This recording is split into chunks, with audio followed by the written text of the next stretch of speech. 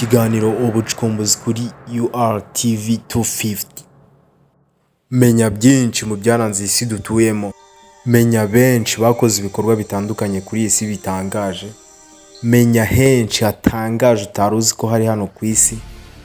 Ubuzima, ikoranabuhanga, amateka n'ubundi bushakashatsi ku bintu bigiye bitandukanye.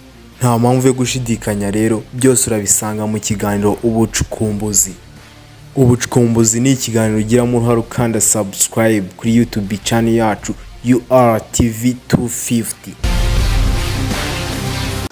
cyangwa ugasura website yacu wa3.urtv.fr.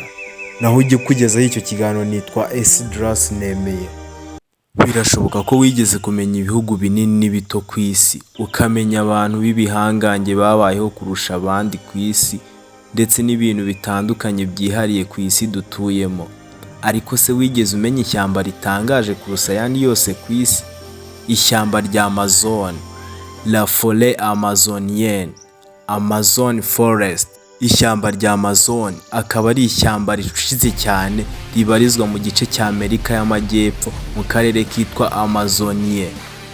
Iri shyamba rya Amazon rikaba ribarizwa ku buso bugera kuri kilometero kare miliyoni 5,500,000. Iri shyamba kandi rikaba risangiwe n'ibihugu binyuranye birimo nka Brazil yihariye 60% by'ishyamba, Peru ifite 13%, Colombia nayo ifite 10%, ndetse n'ibindi bihugu nka Venezuela, Ecuador, Bolivia, Suriname ndetse n'igihugu cya Guyana.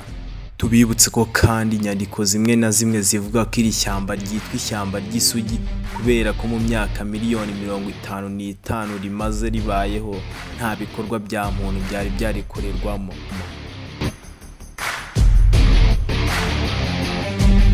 Ishyamba ritangaje rinavugwaho kuba rifatiye runini ubuzima bwo kuri isi dutuyeho. Nkwibutse ko ribonekamo ibimera bitandukanye bigabanyijemo ubwoko bugera ku 400,000. Ndavuga 400,000. Ubwoko bw'amafi bugera ku 3,000. Ibikururanda biri mu bwoko bugera kuri 370. Aha harimo n'ibiba mu ruzi runini rupima ibirometero bigera ku 6,600 ruca muri iri shyamba. Urwo ni uruzi rwa Amazon. Ubwoko bw'inyoni bugera kuri 1,294, ndetse n'ibiti bikuze birenga miliyari 390. Ibi byose birubwira kumvisha uburyo iri shyamba ari iry'akataraboneka. Mu bintu byinshi bigize iri shyamba bivugwa ko harimo n'abantu, abasangwa butaka batuyemo, ndetse abashakashatsi bavuga ko abo bantu batuye muri Amazon bagera kuri miliyoni 22. Nkwibutse ko abo bantu baba mu buzima butandukanye cyane n'ubwo twe tubamo hano ku isi. Aho twe tuvuka ababyeyi bacu bakadutangiza amashuri, aha mw'iri shyamba bahatuye bo siko bimeze, kuko ababyeyi babo babigisha kuroba, ubuzima bw'ishyamba, gushaka imiti, guhiga ndetse n'ibindi. Nk'uko inyandiko nyinshi zibivuga, iri shyamba rifatiye runini isi dutuyemo ryugarijwe n'ikibazo kinini cy'ibikorwa bya muntu, aho usanga rigenda ritakaza igice kinini cyaryo bitewe no gutemamo ibiti, gucukuramo amabuye y'agaciro, gukoramo imihanda, gukoreramo ibikorwa by'ubuhinzi, kuritwika ndetse n'ibindi bikorwa bituma ibinyabuzima bituye muri iri shyamba bigenda bigabanuka cyangwa se bikazimira. Ibyo bikagira imihindagurikire y'uko tubona ibintu, ndetse abahanga mu by'umutungo kamere bakaba bavuga ko hatagize igikorwa iri shyamba ryaba ritakirangwa ku isi mu gihe cy'imyaka 40. aho umuntu wese akaba yakwibaza uko ubuzima ku isi bwazagenda igihe iri shyamba ryazaba ritagihari.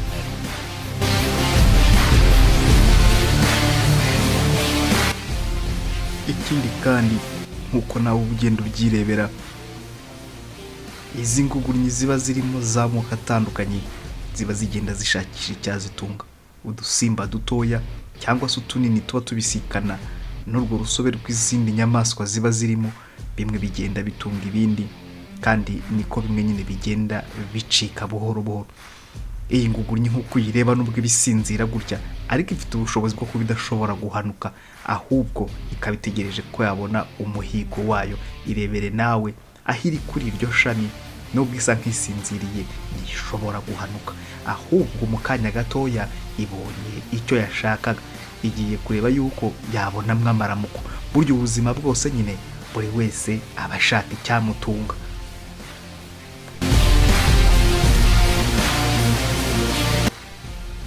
Muri iyi nzitane y'ishyamba, ingurube nk'ingi na buri izina ry'ikinyarwanda nk'uko nawe uyireba, ibigerageza gushaka ikiyitunga, iryi nigwa habiri aho izisanze hose, ariko kuba nayo ikiriho bifitiye akamaro ikiremwa muntu.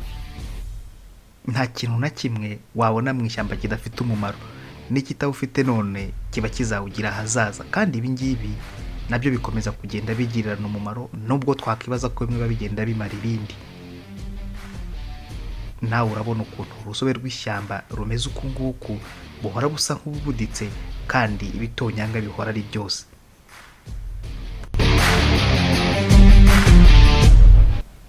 Ariko rero kubwo guhiga bukware, izi niga habiri zigenda zigerageza kwisanisha naho ziri. Nawe urirebera ikisa nk'urutambara, kirasa nk'ibibabi rwose gihagazemo neza. Ntabwo wamenya ko aha hari inyamaswa, usibye ko witegereje neza ubona harimo akantu kagenda kanyeganyega. Kera ibi twabyitaga urutambara. Muri ibi bibabi ubona ukagira ngo ni ugutoha gusa, itegereze neza urabonamo inyamaswa isa nabyo rwose. Ibi ni ukugerageza kwihisha izindi nyamaswa ziba zihiga, zigerageza nazo ngo zibone amaramuko. Mu ishyamba nk'iri ngiri biba bijya gusa nk'uko no muri iyi si nyine buri wese aba ahiga icyamutunga. Itegereze aha hose ubona hagiye hari inyamaswa, ariko irahihishe. Utarebye neza wagira ngo ni ishami ry'igiti, kiriya gitagangurirwa kiba cyihishe. Kandi ndetse n'iyi nyamaswa yindi ureba iyi nigwa habiri, iri kugerageza kwisanisha naho iba, ku buryo kwihiga kw'izindi nyamaswa bitazorohera. Ishyamba rya Amazon harimo inyamaswa nyinshi zitangaje, nk'umuserebanya abashakashatsi bise Jesus Lizard, umuserebanya wagereranyijwe na Yesu Kristo. Uyu muserebanya ukaba ufite ubushobozi bwo kugendera hejuru y'amazi. Ushobora kandi guhagarara ku maguru abiri nk'uko umuntu ahagarara. Ni ukuvuga ngo uyu muserebanya ushobora guhagarara nk'uko twebwe abantu bwacu duhagarara ku maguru abiri. Ubundi uyu muserebanya ngo ufite umuvuduko cyane, kuko ugendera hejuru y'amazi ukambukiranya imigezi yose, kandi nta kwibira na gato, ibintu bidakorwa n'ikindi kiremwa hano ku isi icyo ari cyo cyose. Ikindi gitangaje muri iryo shyamba ni ibikeri bifite uruhu rw'ikirahure rubonerana, ku buryo iyo urebye icyo gikeri uhita ubona ibice biri mu nda yacyo byose kuko habonerana. Ubushakashatsi bwakozwe n'abahanga mu mwaka wa 2006 bugaragaza ko umugezi uri muri Amazon kera amazi yawo yavaga mu burasirazuba bwa Amerika y'Epfo agana iburengerazuba, ariko mu myaka 100 yakurikiyeho byaje guhinduka, amazi akajya agenda ikinyumanyuma kugeza ubu asubira inyuma, cyo bita rewind mu cyongereza. Ibi bihabanye cyane n'uko Imana yari yarabiremye cyangwa uko byari bisanzwe bimeze mbere. Amazon kandi ifite n'indi migezi minini, harimo nk'uhorana amazi aserura nk'ayo kwari ku bugari. Ayo mazi ngo hari igihe ashyuha kugeza ku gipimo cya dogere 93, ku buryo ngo niyo unyuze hafi y'uwo mugezi utangira kubira ibyuya. Ndetse ngo ibikeri n'inzoka ndetse n'utundi dukoko dusuzugura, iyo twinyujije musanga tureremba hejuru twapfuye, twatwitswe n'ayo mazi. Mu ishyamba rya Amazon kandi harimo ibiti bitangaje ku buryo bimwe bigenda, ari byo bita mu cyongereza walking palms. Ibyo biti ntabwo bigendana nk'abantu, ahubwo bigenda buhoro buhoro kandi mu gihe kirekire, ku buryo igiti gishaka kumera imizi yacyo itangira kugenda ishakisha urumuri rw'izuba mbere y'uko igiti kizamuka, ku buryo gishobora kuva muri metero 1 kikajya kumerera mu milimetero 20. Nakubwiye ko muri Amazon huzuyemo inzoka zitwa anaconda. Ni inzoka nini cyane ku isi kandi zitinyitse. Bivugwa ko izo nzoka zatangiye kuba ku isi mu myaka irenga 1000 yashize. Izo nzoka za anaconda nta bumara zigira, ahubwo zitinyitse kubera imbaraga n'ubunini bwazo.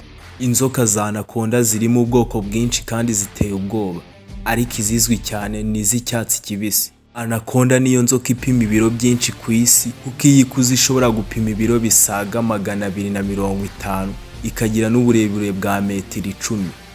Nugira ibyago kugahura n'iyo nzoka ya anakonda, byaba byiza wirukankiye ku butaka, kuko ku butaka itabasha kugenda, igenda buhoro buhoro, ariko wibeshye ukajya mu mazi bizaba bikurangiranye burundu. Umuvuduko wa anakonda mu mazi ni nk'uw'umwambi urashwe kure. Anakonda yikundira kurya ingurube z'ishyamba n'utundi tunyamaswa, ariko bikaba gake cyane ko iyo nzoka irya umuntu, dore ko badakunda no guhura kenshi. Anakonda kandi yiriye ikintu igahaga, imara ukwezi kose nta kindi kintu irya, kuko ifite uburyo ikibika mu nda. Inzoka ya anakonda ibona neza iyo hari umwijima ukabije, kandi zikwihisha cyane ku buryo ishobora kwigira nk'ibuye cyangwa umugina ukagenda ukicaraho utabizi. Anakonda ni zimwe mu nzoka zizi kuboneza urubyaro, kuko zimyana mu kwezi kwa 5 n'ukwa 6, zikabika amagi mu nda ikabyara nyuma y'amezi 6. Kandi mu buzima bw'iyi nzoka ya anakonda bavuga ko ibyara hagati y'ibyana 30 ndetse na 40. Si inzoka za anakonda gusa, kuko mu ishyamba rya Amazone rifite n'intozi zitangaje, ku buryo iyo uriwe n'urutozi ugira ububabare bungana no kuraswa isasu mu kaguru. Ibaze kuraswa isasu mu kaguru uriwe n'urutozi, ububabare bwabyo bukaba bungana. Si ibyo gusa, kuko ngo izo ntozi zifite ubumara butuma ubyimba umubiri wose.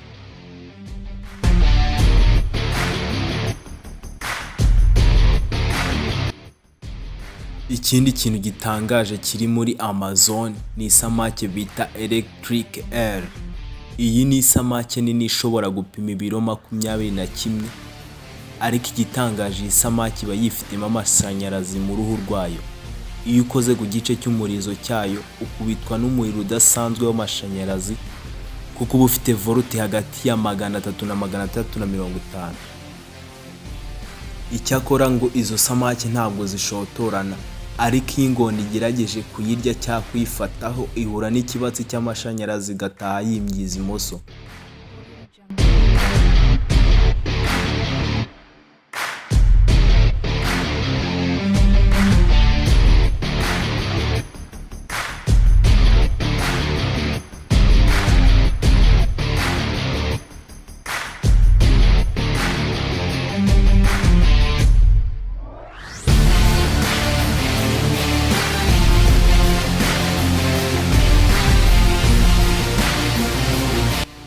Muri Amazon kandi habamo ubwatsi bwitwa Victoria Amazonica. Ni ubwatsi bunini bumeze nk'urufunzo, akenshi usanga bureremba hejuru y'imigezi. Ibyo byatsi kandi bishobora gukoreshwa nk'ubwato, ku buryo niyo wakwicara hejuru yabyo ugakomeza kurerembaho amazi ari uri hejuru yayo nta kibazo. Uyu mugezi munini uri mu ishyamba rya Amazon nubwo huzuyemo inzoka za anakonda, hakabamo isamake zifite amashanyarazi n'ibindi bikoko biteye ubwoba. Hari umugabo waciye agahigo yoga mu mugezi umwe arawambuka. Uwo mugabo yitwa Martin Stray. Mu mwaka wa 2007 yakoze ibintu bitangaje, yidumbaguza mu mugezi wa Amazon mu minsi 36, ariko ashyizwe arangijwe umugezi wose. Yakoreshaga amasaha 10 ku munsi yoga agana imbere, kandi abizi neza ko habamo ibiremwa biteye ubwoba, anyuramo kugeza asoje. Isi yose ndetse yamukuriye ingofero kubwo gutinyuka. Nubwo kandi iryo shyamba riteye ubwoba, bivugwa ko rituwemo n'ubwoko 400 bw'abantu baryiberamo hagati, kandi bakabona ibyo bifuza byose. Gusa bamwe mu batuye muri Amazon babayeho batazi iby'isi dutuyemo. Nk'uko nabikubwiye, ikibabaje nuko abashatsi bagaragaza ko mu myaka 40 iri imbere iryo shyamba ritazaba rigihari, kuko ibikiremwa muntu cyangiza ibidukikije. Ibyo byose bigaragara ukurikije uburyo abantu ku isi hose barimo gutema ibiti byinshi ariko bagatera bike cyane.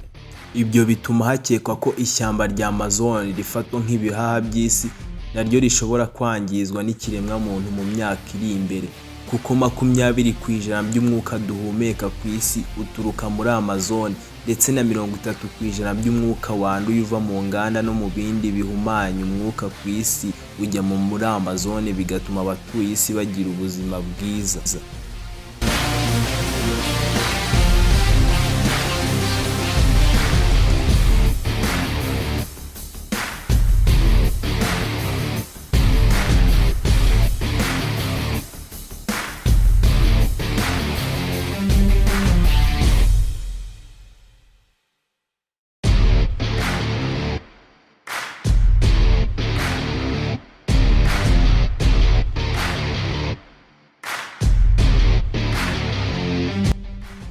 Nakubwiye ko muri Amazon huzuyemo inzoka zitwa anaconda. Ni inzoka nini cyane ku isi kandi zitinyitse. Bivugwa ko izo nzoka zatangiye kuba ku isi mu myaka irenga ibihumbi yashize. Izo nzoka za anaconda nta bumara zigira, ahubwo zitinyitse kubera imbaraga n'ubunini bwazo. Inzoka za anaconda ziri mu bwoko bwinshi kandi ziteye ubwoba, ariko izizwi cyane ni iz'icyatsi kibisi. Anaconda niyo nzoka ipima ibiro byinshi ku isi, kuko iyi ikuze ishobora gupima ibiro bisaga 250, ikagira n'uburebure bwa metero 10. Nugira ibyago ugahura n'iyo nzoka ya anaconda, byaba byiza wirukankiye ku butaka, kuko ku butaka itabasha igenda buhoro buhoro, ariko wibeshye ukajya mu mazi bizaba bikurangiranye burundu. Umuvuduko wa anaconda mu mazi ni nk'umwambi urashwe kure. Anaconda yikundira kurya ingurube z'ishyamba n'utundi tunyamaswa, ariko bikaba gake cyane ko iyo nzoka irya umuntu, dore ko badakunda no guhura kenshi. Anaconda kandi iyo iriye ikintu igahaga, imara ukwezi kose nta kindi kintu irya, kuko ifite uburyo ikibika mu nda. Inzoka ya anaconda ibona neza iyo hari umwijima ukabije, kandi izi kwihisha cyane ku buryo ishobora kwigira nk'ibuye cyangwa umugina ukagenda ukicaraho utabizi. Anaconda ni zimwe mu nzoka zizi kuboneza urubyaro, kuko zimyana mu kwezi kwa 5 n'ukwa 6, zikabika amagi mu nda ikabyara nyuma y'amezi 6. Kandi mu buzima bw'iyi nzoka ya anaconda bavuga ko ibyara hagati y'ibyana 30 ndetse na 40. Si inzoka za anaconda gusa, kuko mu ishyamba rya Amazon rifite n'intozi zitangaje, ku buryo iyo uriwe n'urutozi ugira ububabare bungana no kuraswa isasu mu kaguru. Ibaze kuraswa isasu mu kaguru uriwe n'urutozi, ububabare bwabyo bukaba bungana. Si ibyo gusa, kuko ngo izo ntozi zifite ubumara butuma ubyimba umubiri wose.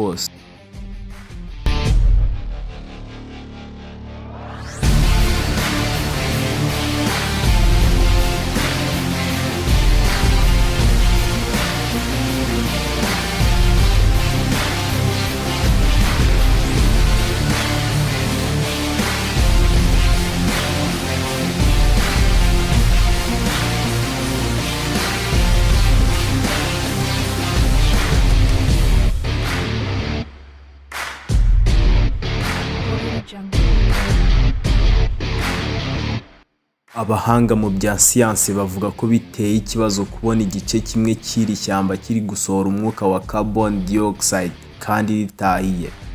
Ibintu bavuga ko byatewe na ba rutwitsi ndetse n'abatema ibiti, bigatuma biba bike, bityo imvura ikabura, hakabaho ubushyuhe bigatuma bimwe bishya ibindi ntibikure.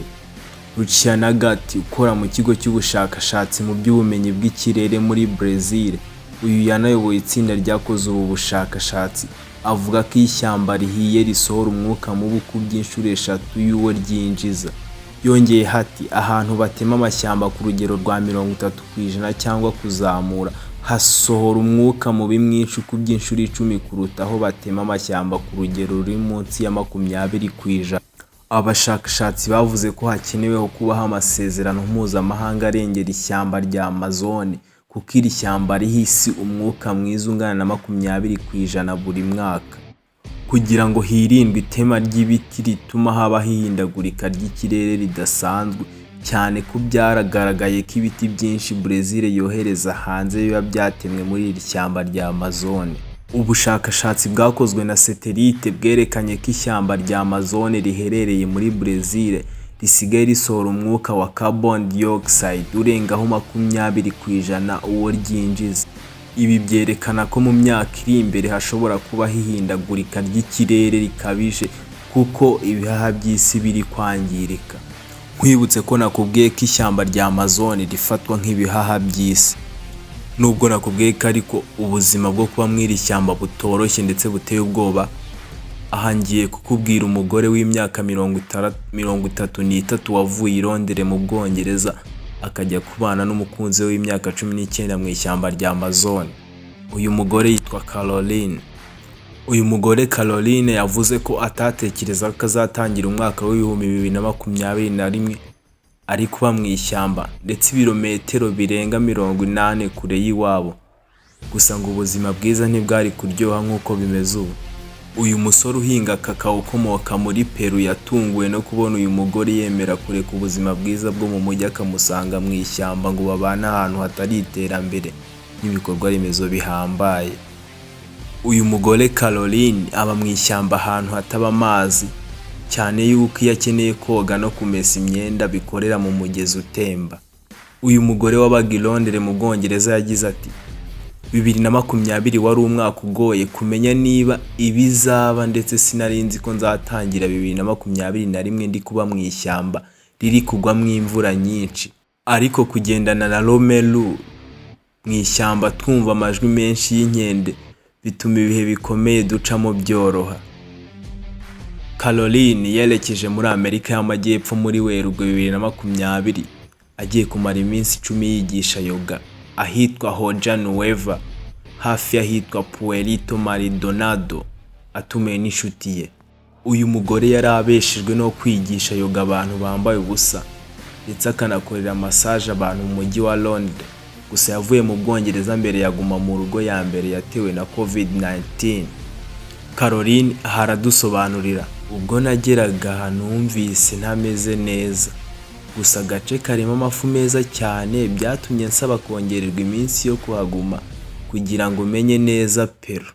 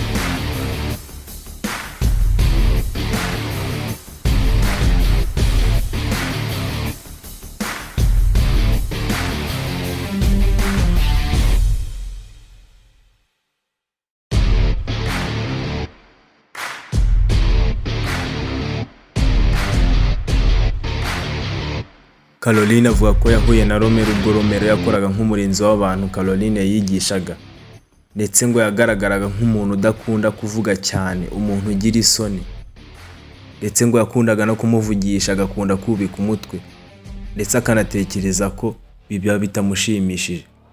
Caroline akomeza avuga ko yagize amahirwe umunsi umwe abona Romelu ari wenyine ndetse ngo bagirana ikiganiro cyihariye, ariko Caroline kuri we ngo ibyumviro yari afite byari birenze ibisanzwe. Gusa ngo umwiherero w'aba bantu uyu mugore yigishaga waje gukoma mu nkokora naguma mu rugo yatangajwe n'igihugu cya Peru. Icyo ni igihe COVID-19 yari iri kugenda ikwirakwira ku isi. Ahanga itsinda ryarimo Abongereza ryasabwe gusubira Puerto Maldonado, ari ibirometero birenga 80 uvuye aho bakoreraga. Caroline yagize ati, kuri njye wari umwanzuro w'umutwe kurusha umutima. Nifuzaga kuhaguma ariko numvaga i Puerto ariho hari amahirwe menshi yo kurokoka ubuzima. Nashatse icyumba cy'amapaundi 10 Puerto kugira ngo makorere guma mu rugo. Uyu mugore yavuze ko ubwo yari ari muri guma mu rugo yatunguwe no kubona ubutumwa bwa Romelu nubwo atari afite telefone. Yagize ati, nta telefone yari afite ndetse numvaga ntazongera kumwumva ukundi, ariko hashize iminsi 10 nakiriye ubutumwa bwa Romelu. Yatiye telefone, twaraganiriye ku myaka, arangije arambwira ati, hari ikintu nifuza kukubwira, ndumva ngukunda. Nubwo Caroline yari amaze iminsi mike amenyanye na Romelu, ariko nawe byagaragaraga ko yamukundaga, nawe yaje kumusubiza akamukunda. Ngo mu kwezi kwakurikiyeho Caroline yagowe cyane no kuvugana na Romelu, dore ko bavuganaga rimwe mu cyumweru ndetse ngo bakajya boherezanya na video. Mbere yuko Romelu yiyemeje gusanga Caroline i Puerto, uyu mugore yagize ati, icyo cyumweru cyari cyiza cyane, twamaze iminsi turi kumwe mu bwogero, nijoro tugatembera ndetse umwe agatekera undi. Nubwo twararanye bwa mbere numvaga ko twagize ibihe byiza. Romelu yahise asubira mu muryango we mu ishyamba kugira ngo abafashe guhinga mu gihe cy'ibyumweru bitatu. ibihe Caroline yavuze ko byari bibi ndetse byuzuye kwigunga. Aha yagize ati abandi buri wese yari yarasubiye mu Bwongereza, nari jyenyine ndi mu bwigunge. Romero ntiyigeze ampamagara. Ubwo yagarukaga nyuma y'ibyumweru bitatu ahita ntumira ngo tujye kubana na mama we n'abavandimwe be 6 mu ishyamba. Nanze kwitesha ayo mahirwe. Uyu Caroline yavuze ko akigera mu iri shyamba we na Romero bahawe inzu yo kubamo hafi y'imirima ndetse ngo batangiye no gutema ishyamba ryari hafi aho. Aba bombi batuye mu gace k'inyuma y'ishyamba hitwa Ruserina gatuwe n'abantu 70 gusa. Iyi ni inkuru ya Caroline nari nshatse kukubwira wirengagije ubuzima bwo mu mujyi wa Londres akajya kubana n'umukunzi we mu ishyamba rya Amazon.